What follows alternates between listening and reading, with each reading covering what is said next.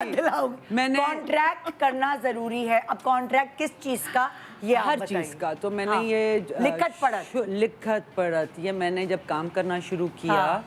तो मैंने रियलाइज़ किया, जब मैं इंडस्ट्री में आई थी तो कोई लिखत पढ़त तो बड़ी दूर की बात होती थी। एड्स मिल रहे होते थे, हाँ। हम एक्टिंग कर रहे होते थे, लेकिन हम कभी कोई कॉन्ट्रैक्ट नहीं साइन करते थे। जुबानी कलामी, सब कुछ जुबानी, सवाए पीटीवी के, हाँ।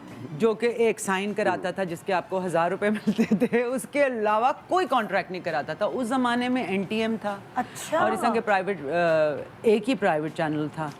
सो मुझे याद है कि मैंने एक ड्रामा ऐसे किया, एक बहुत बड़े होस्ट अब बन चुके हैं, वो न्यूज़ के लिए काम करते हैं। नाउ ही इज बिकम क्या कहते हैं, जो एडवाइजर टाइप होते हैं, इन्फ्लुएंसर नहीं, वो न्यूज़ चैनल पे बैठ के होस्ट करते हैं एक शो।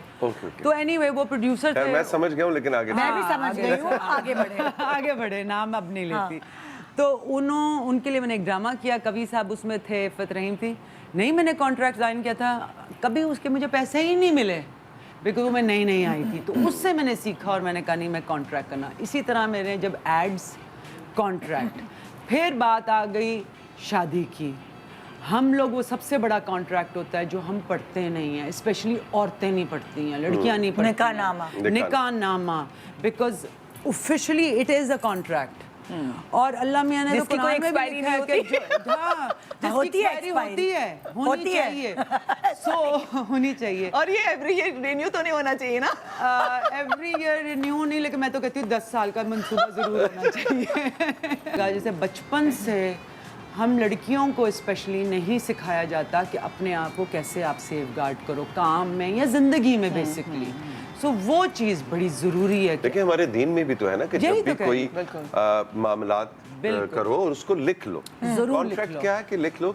अच्छा, मैंने ये देखा, विनय, आप बड़ी अच्छी बात करी। ऐसा भी नहीं है कि मेरा और गजल का कोई प्रोफेशनल कोई कॉन्ट्रैक्ट हुआ है, ये भी नहीं कि मैं बाद में झूठ बोल रहा हूँ या ये कोई बेईमानी कर रही है। इंसान भूल जाता है। बिल्कुल ऐसा। तो कॉन्ट्रैक्चुअल चीज में होता है कि आप जब लिख लेते हैं तो दोनों उसको याद भी रहते हैं और उसका नंबर्स याद रहते हैं। अच्छा, मेरे हस्बैंड ने क्या किया था, जब मेरी शादी हुई थी तो मेरे husband, I was very young, तो अकल भी नहीं होती, और इतनी बड़ी चीज़ें जो हम कपड़े बना लेंगे, जेवरों पे ध्यान देंगे, मेकअप पे ध्यान देंगे, लेकिन इन चीज़ों पे हमारा ध्यान नहीं होता और हम उनको बड़ी लेस प्रायोरिटी पे रखते हैं। तो मेरे हस्बैंड थोड़े अक्लमंद हैं, मुझसे माशाल्लाह एज में भी ज़रा वो थे, तो उन्होंने मुझे कहा कि बैठो इधर और ये चीज़ें देखो, मौलवी साहब जो हैं या जो भी है वो काट देते हैं ना, नॉर्मली बदशगुनी समझी जाती है कि औरत को जो है वो कोई राइट ना दिया जाए किसी चीज़ का। तो उसने कहा कि मैं तुम्हें इक्वल राइट देना चाहता हूँ, तो ये सारी चीज़ें जो हैं हम इसको काटने नहीं देंगे। मैं चाहता हूँ कि तुम भी इसको पढ़ो और देखो।